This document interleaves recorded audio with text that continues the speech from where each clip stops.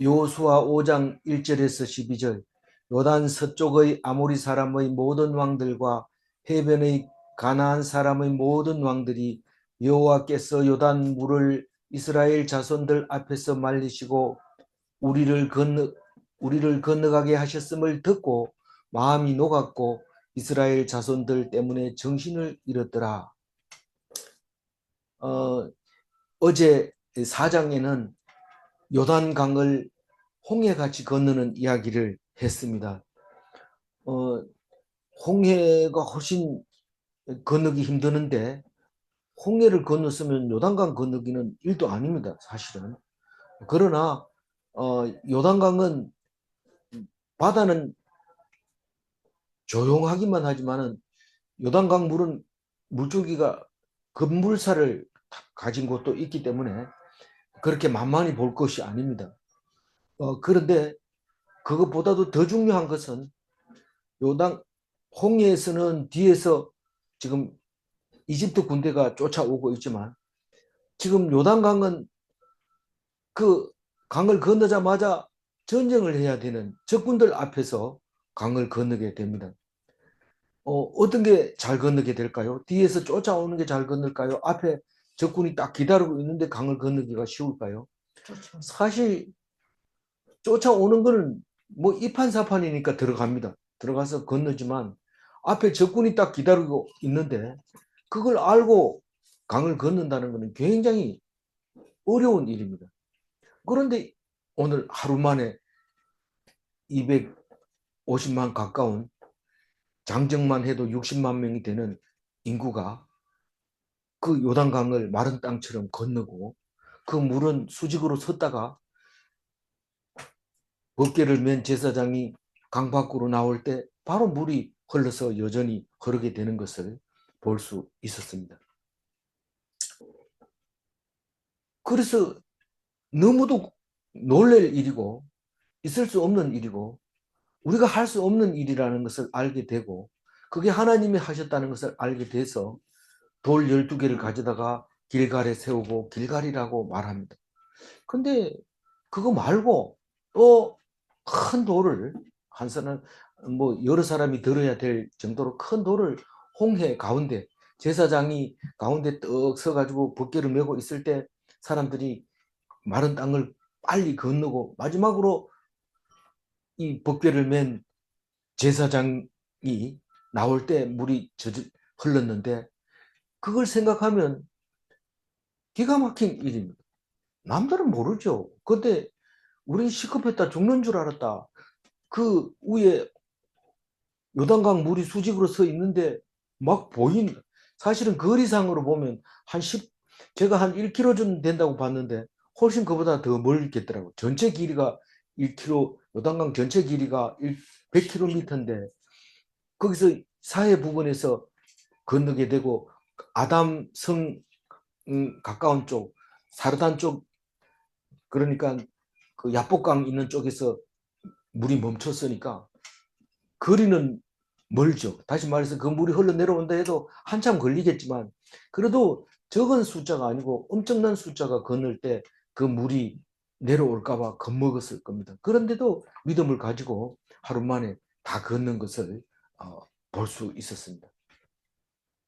그래서 그 가운데다가 돌을 12개를 쌓아놓고 그것을 영원히 오늘까지 그 돌이 요단강 가운데에 12개가 있다. 오늘까지 있었다는 것은 마음에 있었다는 겁니다. 근데 오늘 읽어보면 길갈이 오늘까지 이름을 길갈이라고 한다. 이름이 오늘까지 있는 겁니다. 길갈이라는 이름이 오늘까지 있지만 그 돌은 요단강 가운데에서 오늘까지 있었다. 그러면 사실은 길갈에 세우는 돌이 더 오래 있을 것 같은데 물 가운데 있는 게 쉽게 떠내려갈 가능성이 있을 것 같은데 돌이 크든지 아니면 그것이 영원히 마음속에 남아서 사람들에게 길가를 이야기할 때 여기 말고 요단강 가운데도 돌이 있다.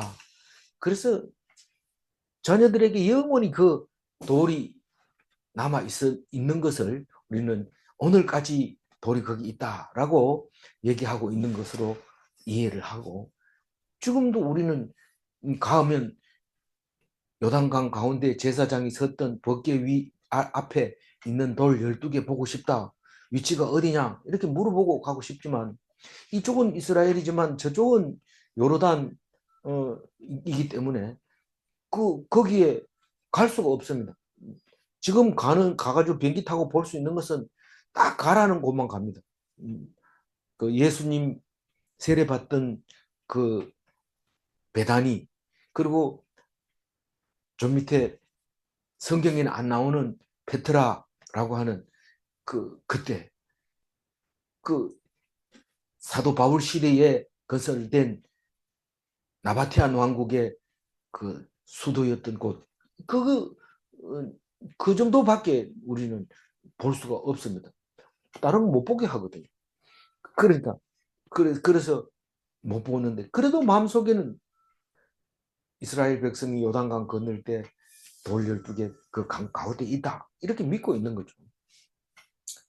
그래서 오늘 이야기는 할례하는 이야기가 나오는데, 다짜고짜로 할례하는 얘기를 안 나오고 할례를 왜 할 수 있었더냐, 이 말은 지금 요단강을 건너자마자 사람들이 소문을 듣고 전부 놀래가지고 있습니다. 근데 진짜 놀랬느냐 이러면 잘 모릅니다. 모르지만은 우리 생각에 놀랬다고 생각한 거예요. 이 성경을 읽어보면 그래요. 1절을 읽어보면 우리를 건너게 하셨음을 듣고 마음이 녹았고 이렇게 얘기합니다.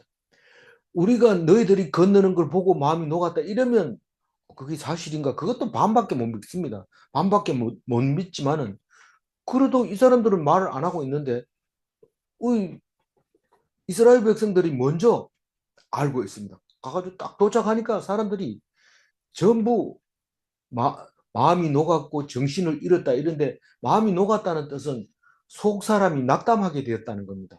우리 여태까지 잘 살았는데 저 볼때 같은 메뚜기 때 같은 이스라엘 백성 오면 우리 이제 끝났다, 그러고 낙담을 하게 되고 우리 이제 망했다 이렇게 말할 수 있는 거예요. 저 사람들이 그냥 온 게 아니고 자기 땅 찾으러 왔다. 저건 이게 자기네 땅이란다. 아니 지금 우리가 지금 몇백 년을 500년 넘게 여기 있었는데 걔들은 지금 그 사이에 이집트에 갔다가 430년 이집트 있다가 광야에서 40년 살다가 그렇게 오니까 470년 잠시 비워놨던데 우리가 그냥 와가지고 살았 우리 땅인 줄 알았는데 걔들이 갔으면 안 올 줄 알았는데 지금 온다. 이게 430년 470년 전에 그 사람들 땅이라고 찾으러 오는데 우리 어떡하냐, 이제 큰일 났다. 정신을 잃었다는 것은 루아흐가 사라졌다 이런 뜻입니다. 다시 말해서 혼이 나갔다는 거예요. 정신이 나가서 일을 하는데 일을 제대로 손이 안 잡히고 그냥 뭐 하는지 몰라가지고 니 왜 그러나 이러면 몰라 지금 내가 그 일이 손에 안 잡힌다. 그게 정신이 나간 겁니다. 그래서 요단 서쪽의 아모리 사람들이 누구냐면 요단강 옆에 서쪽에 지금 서안지구라고 하는 그 요충 지역이 있습니다. 거기에 지금도 그 팔레스타인 사람들이 그냥 살고 있어요. 족속은 어느 족속인지 모르지만 일단 가자 지구, 그다음에 서안 지구, 저 위에 저기 골란 고원, 그렇게 세 군데는 아직도 경계선을 걷지 못하고 서로 싸우고 장벽을 높이 쌓고 신문 검문 검색하면서 한 나라 안에 그렇게 살고 있는데, 요단 서쪽 요단강을 따라 쭉 내려오면서 서쪽은 전부 다 아모리 사람들이 살고 있었는데 그 아모리 사람은 누굽니까? 요단 동편에도 살았어요. 요단강 건너서 동편에도 살았는데 거인들이죠. 그런데 요단 동편은 모세가 다 정복을 했는 건 알았지만 서편에 있는 아모리 사람들은 몰랐다, 저기 괜찮다 이래 생각했는데 요단강을 툭 건넌 거를 보고 깜짝 놀란 거죠. 그리고 해변의 가나안 사람이라고 말하는 것은 사해를 염해라고 하면서 해변가 사해 서쪽으로, 사해 서쪽, 거기에는 마사다도 있고 거기에는 이 저 다윗이 쫓겨갔던 그 폭포수가 내리는 오아시스도 거기 있고 그런 곳입니다. 그쪽 지역에 가나안 사람들이 살고 있었는데 백성들도 왕들도 전부 다 마음이 녹았고 정신을 잃었다. 이스라엘 백성 온다고 하니까 그렇게 놀랬다는 겁니다. 그러면 이스라엘 백성은 어떻게 할까요?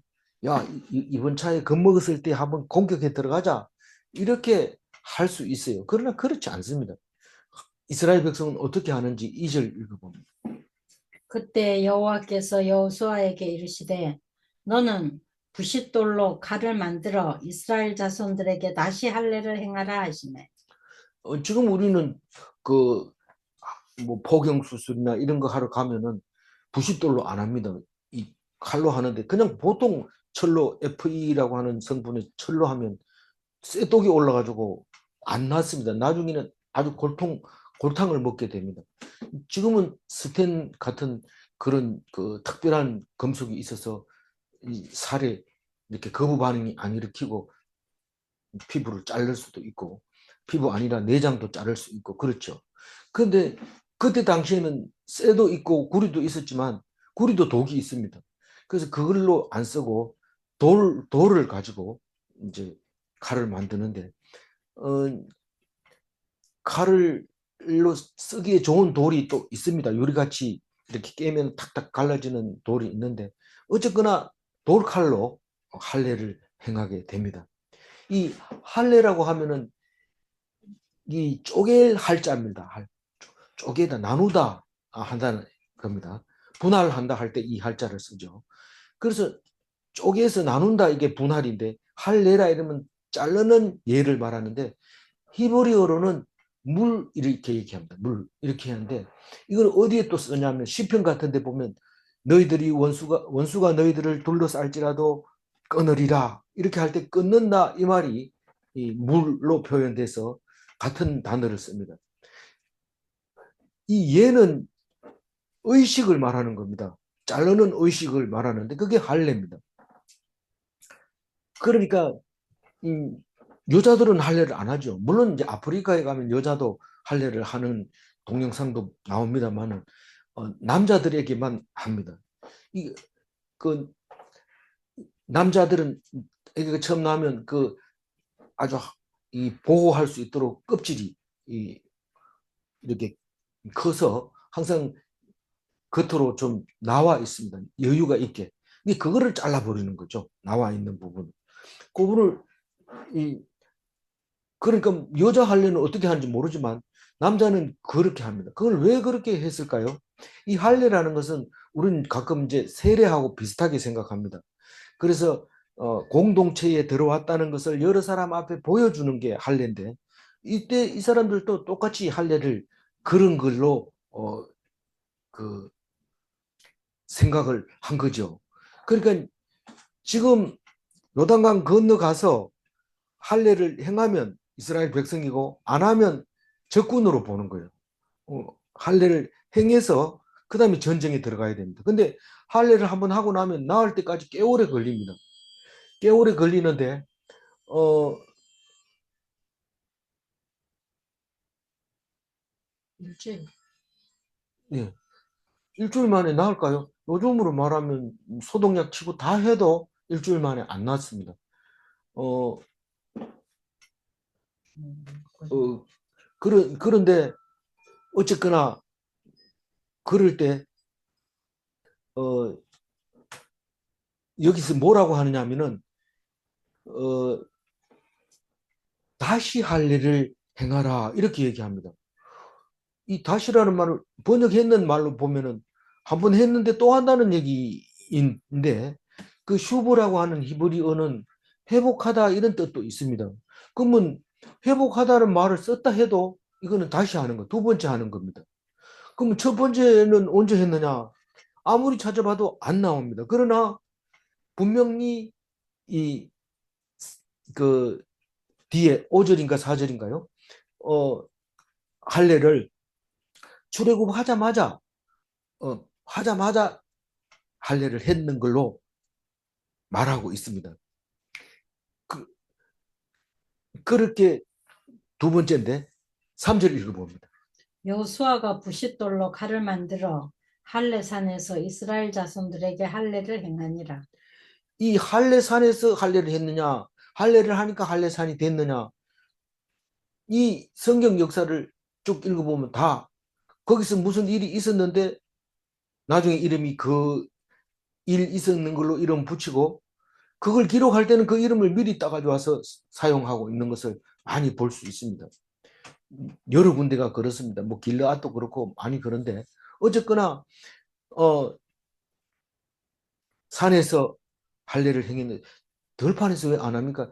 그래도 뭐 구석이 잘 안 보이는 데 가서 했다는 거죠. 그래서 그 뭐 산이라 해서 높은 산은 거기 없습니다.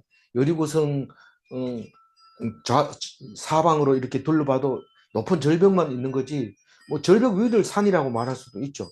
저기 예수님을 시험한 산이라고 여리고 맞은편에 이렇게 깎아지른 절벽이 있습니다.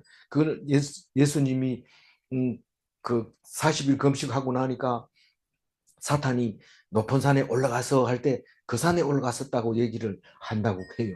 근데 지금은 그 산 보면 수도원들이 이 깎아지른 절벽에 있어요. 어떻게 들어갔는지 그건 길은 잘 모르지만 절벽 속에 수도원들이 있는 것을 볼 수 있습니다. 어쨌거나 이 공동체를 위해서 할례를 행합니다. 할례 안 한 것은 이스라엘 백성이 아닙니다. 그래서 할례를 행하게 되는데 출애굽기 4장 25절에 비슷한 이야기를 하고 있는데 이 미디안에서 모세가 나이가 80세가 됐어요. 80세가 됐는데 40년 동안 이집트에 살다가 도망을 와서 미디안에서 40년 살면서 아이 둘을 낳고 게르솜과 엘리에스를 낳고 하나님이 시내산에서 신발을 벗어라 이러면서 어, 그 사명을 주는데 네가 이집트에 가서 백성을 구하라 이렇게 말합니다. 그렇게 말할 때 80살이 아닙니까? 80살인데 알겠습니다. 이러고 가려고 하는데 그만 열병이 나가지고 못 갑니다. 죽어가는 것 같아. 죽는 것 같아.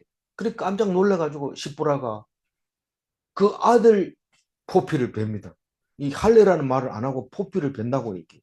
그 두 아들이 있는데 두 아들 다 했는지 한 아들만 했는지 알 수 없지만 아들의 포피를 베가지고 피가 철철 흐르는 것을 남편에게 던집니다. 그러면서 당신은 피난편이라 이렇게 얘기하면서 모세를 보내줍니다. 모세는 나와가지고 가가지고 이스라엘 백성을 구출해 옵니다. 그럴 때 그게 무슨 의미가 있느냐? 이 할례가 뭐라고 했죠? 공동체를 어,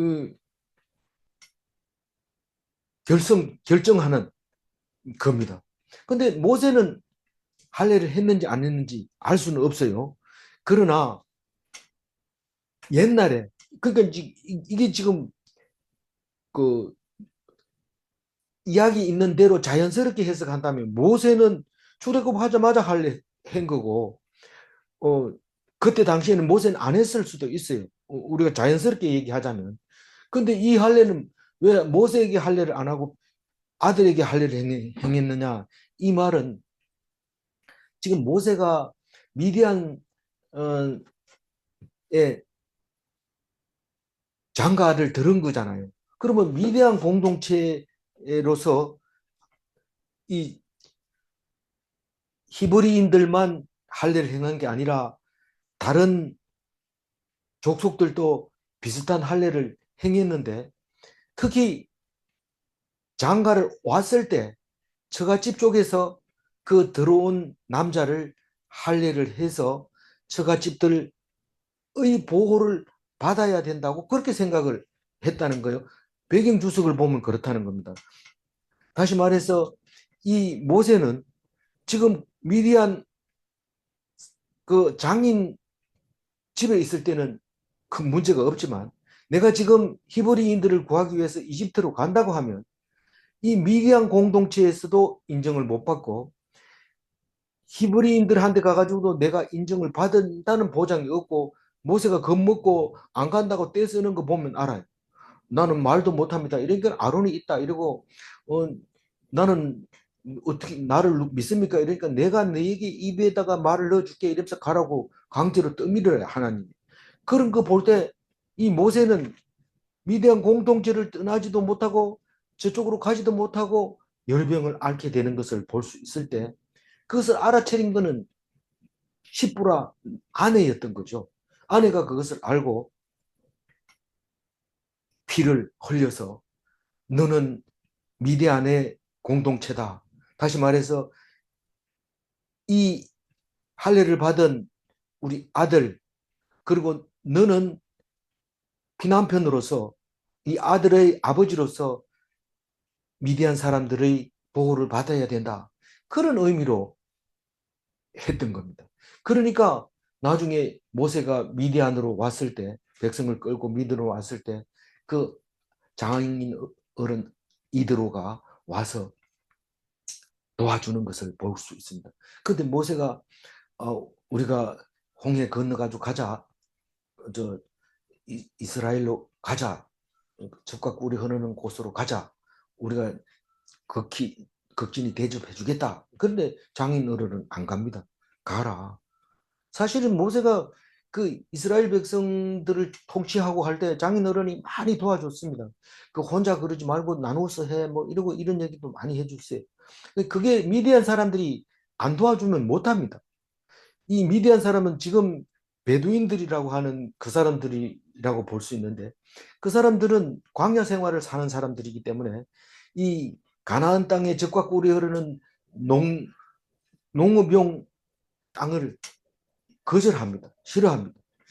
그래서 모세는 광야에서 40년 살면서 미디안 사람들이 그 생활을 다 알고 그래서 40년 더 통치를 그 광야 40년 살면 120살이 돼서 죽잖아요. 정확하게는 123세에 3살 많은 아론하고 같은 해에 죽게 됩니다. 어,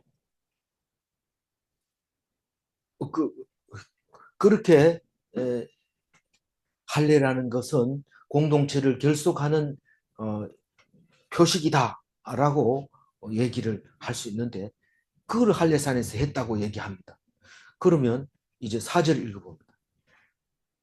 여호수아가 할례를 시행한 까닭은 이것이니 애굽에서 나온 모든 백성 중 남자 곧 모든 군사는 애굽에서 나온 후 광야 길에서 죽었는데 이 여호수아가 할례를 행한 이유가 뭐냐? 왜 이유를 꼭 얘기해야 됩니까? 지금 적군들 앞에서 할례를 행했는데 만약에 그 사람들이 할례를 했는 걸 알면 나와서 그냥 멸절시킬 겁니다. 그 세겜이죠. 세겜에서 그 야곱의 딸을 세겜의 디나를 세겜 아들들이 그 범하는 바람에 형제들이 화가 나서 좋다 그러면 내가 너희들을 우리 딸을 주고 우리 공동체로 넣어줄 테니까 그 대신에 할례를 해라. 그 여자 측에서 남자가 오면 할례를 하면 그럼 우리 공동체로 해주겠다 이런 뜻이죠. 해주니까 할례를 딱 하니까 네 말고 너들 식구들 전부 다 해라. 그래야 된다. 이렇게 하니까 온 식구가 다 할례를 하고 가지고 낳기 전에 그냥 공격해서 세겜 땅을 정벌해 버렸잖아요. 아버지가 야곱이 얼마나 속이 상해서 부끄러워서 못 살겠다. 그래서 어디로 가자? 베델로 가자. 그래서 베델로 올라갑니다. 이 땅에서는 안 되겠다. 베델에서는 자기가 약속했는 땅이거든요. 거기서 이 땅을 주겠다 그런 약속을 받은 그 하나님을 환상을 본 땅이니까 그걸 올라가는 이야기가 나옵니다. 나중에 보면 크시타로 샀다고 얘기를 하고 있어요. 샀다고 그랬는데 샀는 게 맞는지 정보를 했는지 맞는지 그거는 알 수 없지만 아니면 두 개 다 돈 주고 정보를 하고 돈 줬는지 돈 주고 나서 또 사람들 다 죽였는지 그건 알 수가 없지만 성경은 두 가지를 얘기하고 있습니다. 그래서 그 세겜은 이스라엘 전체의 제일 가운데 정 가운데 있는 도시가 세겜이 됩니다. 어, 어,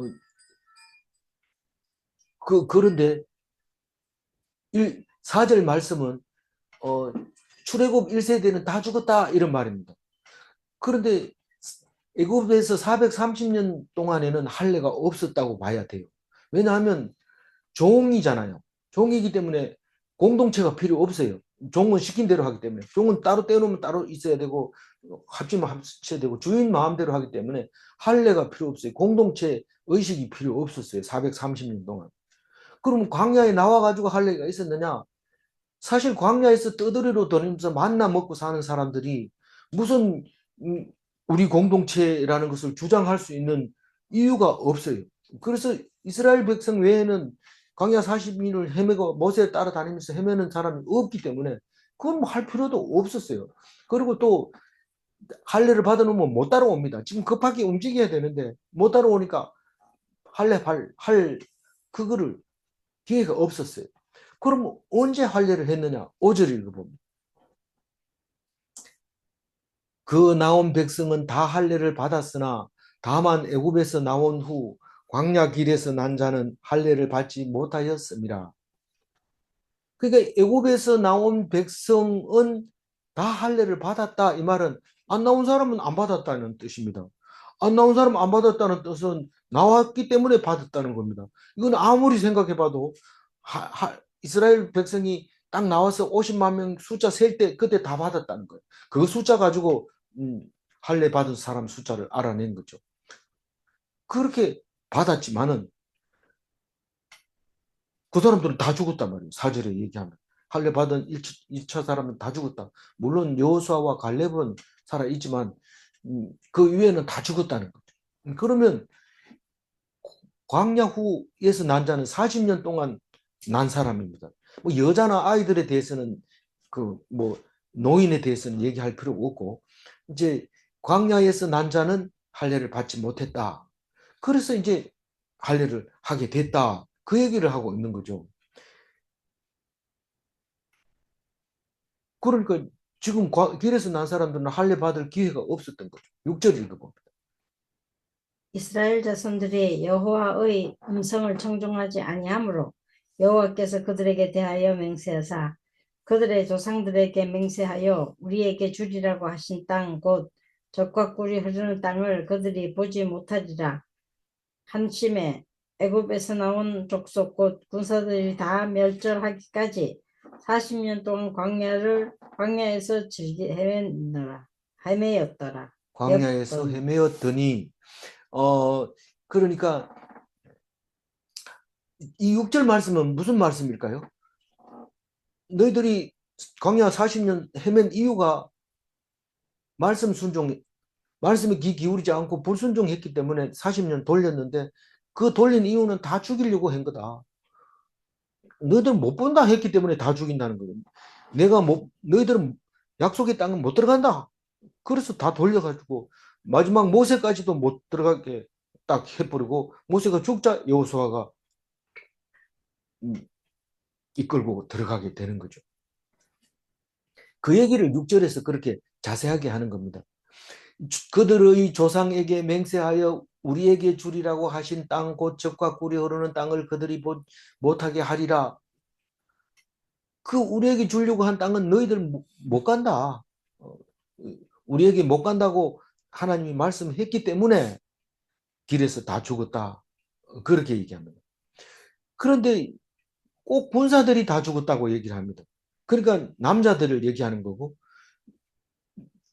공동체의 중요한 사람들, 딸린 식구는 얘기하지 않고 그래서 그 군사들은 다 죽고 40년 동안 헤맸기 때문에 지금 있는 사람들은 할례를 못 받았고 지금 받아야 한다. 그 이유를 그렇게 얘기하고 있습니다. 7절 읽어봅니다. 그들의 대를 잇게 하신 이 자손에게 여호수아가 할례를 행하였으니 길에서는 그들에게 할례를 행하지 못하였으므로 할례 없는 자가 되었으니라. 할례를 행하지 못하였다고 얘기하는 것은 빨리빨리 움직이는 광야를 막 돌아다녀야 되기 때문에 빨리빨리 움직이는 걸 못 따라갈 수밖에 없기 때문에 장정들을 할례를 시켜놓으면 못 움직이니까 적군들이 쳐들어오면 전부 멸절하니까 못하게 한 거죠. 그래서 못한 거지만 그보다가 더 중요한 건 할례할 필요도 없었던 거죠. 그러나 성경은 못했다고 얘기를 하고 있습니다. 그들을 그들의 대를 잇게 하신 이 자손이 누굽니까? 그게 이 세대 광야 출생을 말하는 겁니다. 그 할례를 받지 못한 이 백성을 그들의 대를 잇게 하신 이 자손에게 여호수아가 할례를 행했다. 그 이유를 설명하고 있습니다. 8절 읽어봅니다. 또 그 모든 백성에게 할례 행하기를 마침에 백성이 진중 각 처소에 머물며 낫기를 기다릴 때에. 여기서 할례를 행한 이유에 대해서 이야기를 하고 할례 했는 거를 7절까지 얘기하고 있지만 이 8절 얘기는 길갈에서 했다는 게 중요하다는 것을 말하려고 하는 겁니다. 길갈은 요단강 건너자마자 요단 강변에 있는 곳인데 원래는 아무도 없었죠. 그런데 거기다 돌을 갖다 놓고 이스라엘 백성이 거기서 며칠 밤을 잡니까? 일단은 4일 밤을 자고 유월절을 지킵니다. 그 4일 동안 자는 그곳이 길갈인데 거기에서 할례를 행했다는 거죠. 그 길 옆에 할례산에서 할례를 행했다는 겁니다. 그래서 첫 수경지의 이름이 길갈인데 거기서 할례를 행하고 거기서 다 나을 때까지 기다렸다. 그렇게 얘기를 합니다. 9절 읽어볼까요? 여호와께서 여호수아에게 이르시되 내가 내가 오늘 오늘 애굽의 애굽의 수치를 수치를 너희에게 너희에게서 떠나가게 떠나게 하였다 하였다 하셨으므로 하셨으므로 이 그곳 이름을 이름을 오늘까지 오늘까지 길갈이라 길갈이라 하느니라. 하느니라. 길갈이라는 것은 굴러가다 뭐 이런 뜻이 아닙니까? 그런 뜻인데 떠나게 하였다 이 말은 같은 말입니다. 떠나게 하다 굴러가게 하다 같은 말인데 히브리어로 가랄 이렇게 소리가 나옵니다. 가랄. 그래서 가랄 가랄 그러니까 사람들이 길갈 이렇게 우리나라 사람은 강목이라고 얘기를 아무리 해도 일본 사람은 강목이라고 강목 이러면 가꾸목 이렇게 얘기합니다. 왜 강목이라고 말 못하나? 가꾸목 맞잖아요. 계속해서 그렇게 말한 것처럼 가랄이라고 하면 길갈 이렇게 했던 거죠. 그래서 그 땅이 길갈이 됐는데 그 길갈이 떠나게 하였다 이 말은 굴러가게 했다 이 말은 이집트에서 수치를 너희에게서 떠나게 했다 이 말은 굴러가는 것보다는 떠나게 했다는 말이 맞으니까 원뜻은 이집트의 종되었던 것을 자유인으로 바꿔주면서 하나님의 종으로 변화되었다. 신분 변화가 일어났다. 그걸 기념하기 위해서 길갈에서 할례를 행했고 할례 행 곳을 길갈이라고 하면서 굴러갔다. 동그랗게 쌓았다. 원형으로 되어 있다. 이런 뜻으로 길갈이라고 부르는데 의미를 이 사람은 이렇게 해석하고 저건 저렇게 해석했더라도 이 오늘 출애 그 여호수아서에서 말하는 이 5장 9절에서 말하는 것은 수치를 떠나게 했다. 종살이에서 떠나게 했다. 그래서 그 떠나가지고 어디 갔냐? 길갈에 있다. 길갈이 어디냐? 갈릴리다. 갈릴리 어디냐? 원래 우리 땅이다. 그 얘기를 하고 있는 거죠. 그래서 오늘까지 길갈이라 했다. 이 말은 이스라엘 백성이 지금 살고 있는 이스라엘 백성이 제일 처음에 어디서 시작을 했는데 그 사람들이 왔으면 처음 있었던 땅이 있을 거 아니야. 그게 길갈이다. 그 얘기를 하고 있는 겁니다. 그게 그렇게 중요하나?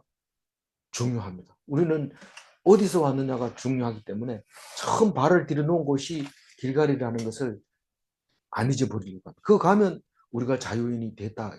심지어는 좀 유명한 사람들이 있으면 그 집을 그냥 안 놔두고 모태우 생가 이래가지고 다 쓰러지지 가는 집에 기둥을 새로 깎아가지고 세우고 깨끗하게 청소해놓고 그 앞에 팻말을 붙이고 이러잖아요. 그 왜 그래요? 그 대통령이 났던 자리고 공부했던 자리고 어릴 때 있던 자리 그 자리가 그렇게 사람들이 기억하려고 하는데 가보면 오늘까지 그 집이 있어요. 다른 집들은 다 흐르고 없어도 그 집은 남아있어요. 오늘까지 길갈이라 하였느니라. 10절 읽어보. 또 이스라엘 자손들이 길갈에 진쳤고 그달 14일 저녁에는 여리고 평지에서 유월절을 지켰으며 그 1월 10일 날 길갈에 도착했어요. 땅을 딱 밟았어요. 그리고 14일 됐어요. 그 14일이면 4일 있다가 저녁이 되면 그때 보름달이 덜 보름된 거지만 그래도 하루 차이지만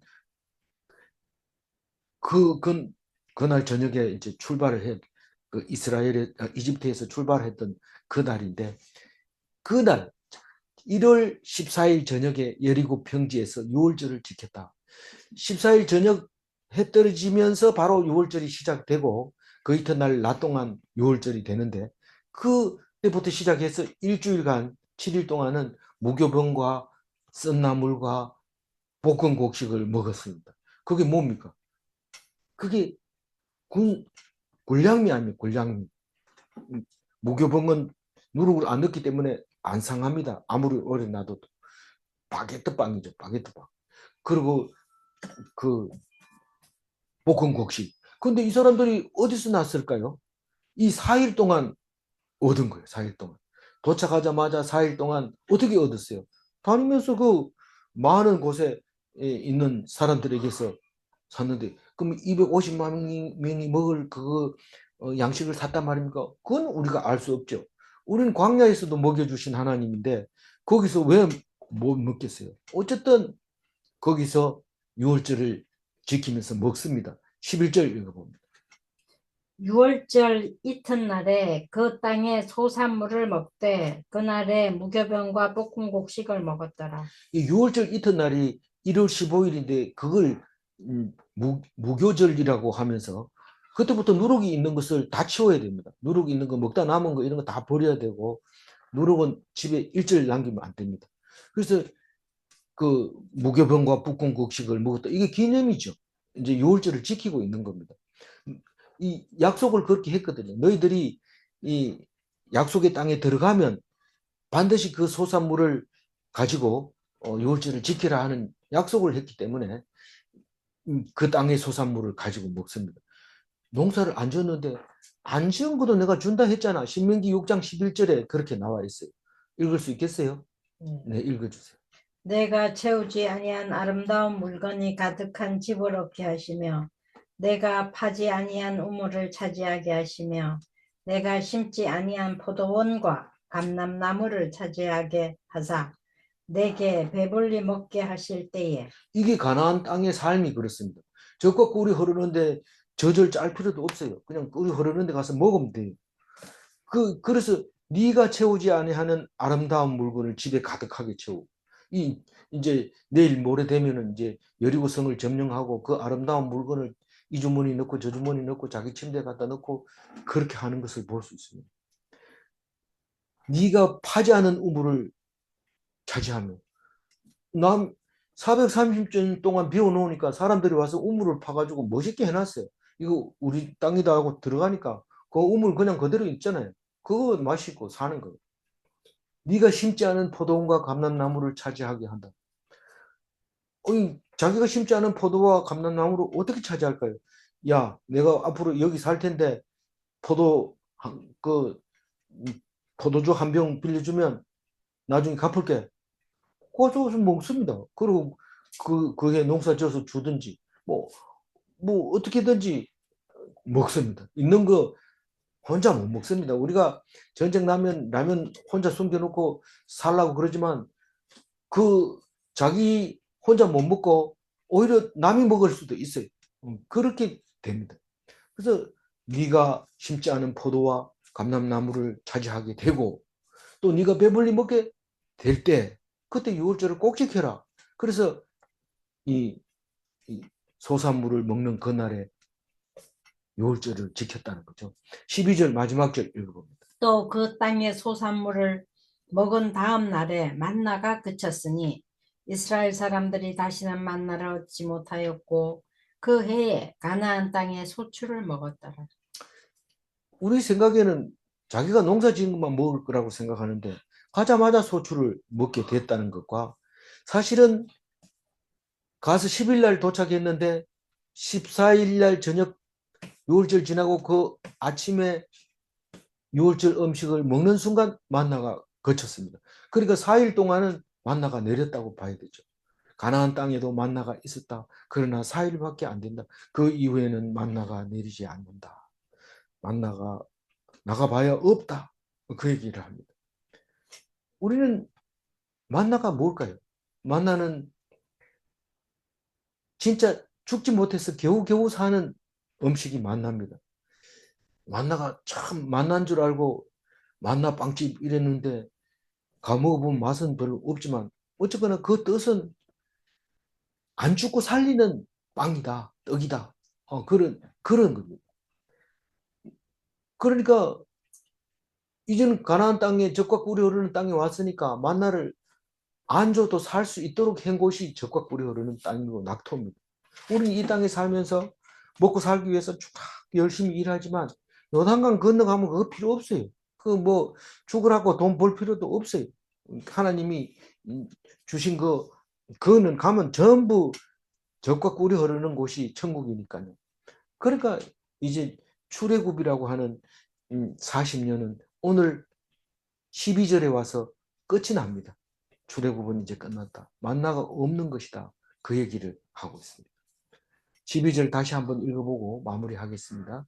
또 또 그 그 땅의 땅의 소산물을 소산물을 먹은 먹은 다음 다음 날에 날에 만나가 만나가 그쳤으니 그쳤으니 이스라엘 이스라엘 사람들이 사람들이 다시는 다시는 만나를 만나를 얻지 얻지 못하였고 못하였고 그 그 해에 해에 가나안 가나안 땅의 땅의 소출을 소출을 먹었더라. 만나는 광야 음식입니다. 옛날 어려울 때 보리밥 먹고 싶어가지고 보리밥집을 찾는 경우도 있는데 그건 진짜 먹기 힘든 밥이었는데 지금 가나안 땅에서도 만나 먹고 싶어서 만나 빵집 운영하는데 있는 거죠. 약속의 땅, 가나안 땅은 먹거리가 풍성합니다. 광야를 줘도 안 먹지만은 만나를 줘도 안 먹지만 만나도 주지도 않습니다. 질문합니다. 1. 하나님은 우리에게 풍성한 가나안 땅을 약속하셨는가? 믿어야 됩니다. 지금 눈물 젖은 빵을 먹을지라도 그 땅을 기억하면서 참고 기다려야 됩니다. 질문 2. 우리는 가나안의 주인이 될 백성인가? 그게 원래 우리 땅이었는데 잠시 우리가 이 땅에 살면서 그 땅을 차지하게 되면 그 사람들은 우리를 위해서 우물도 파놓고 나무도 올리브 나무도 심어놓고 포도나무도 심어놓고 먹을 것 양 치고 저 집 흐르는 거 그런 것을 다 준비해놔서 우리는 가서 밟아라 이러면 밟기만 하면 됩니다. 근데 밟지 않으면 안 됩니다. 밟는 것은 내 소관입니다. 하나님 말씀 믿고 이거 해서 뭐 하나 이러지 말고 하나님 말씀에 순종합니다. 하나님 복 주세요. 그렇게 기도해야 됩니다. 기도하겠습니다. 하나님 감사합니다. 가나안 땅을 약속하시고 그 할아버지가 약속한 아브라함과 이삭과 야곱에게 맹세하신 그 가나안 땅을 이제야 차지합니다. 430년과 40년, 470년을 뒤에 우리는 가나안 땅으로 돌아왔습니다. 당당히 우리 겁니다. 남들이 살고 있어도 그것은 오히려 그들이 우리 땅을 빌려 산 것입니다. 그들이 파놓은 우물을 먹어도 당당합니다. 그들이 심어놓은 올리브나무, 그들이 심어놓은 포도나무도 다 우리에게 주는 것이 당연합니다. 아름다운 물건도 우리가 가지고 있을 자격이 됩니다. 그러니 하나님 이렇게 배불리 먹을 수 있는 가나안 땅을 주셔서 감사합니다. 이 땅이 천국의 모습으로 보여지게 해주셔서 감사합니다. 하나님 요단강 건널 때까지 말씀 붙잡고 순종하게 도와주시옵소서. 감사하옵고 우리 주 예수 그리스도 이름으로 기도 올리옵나이다. 아멘.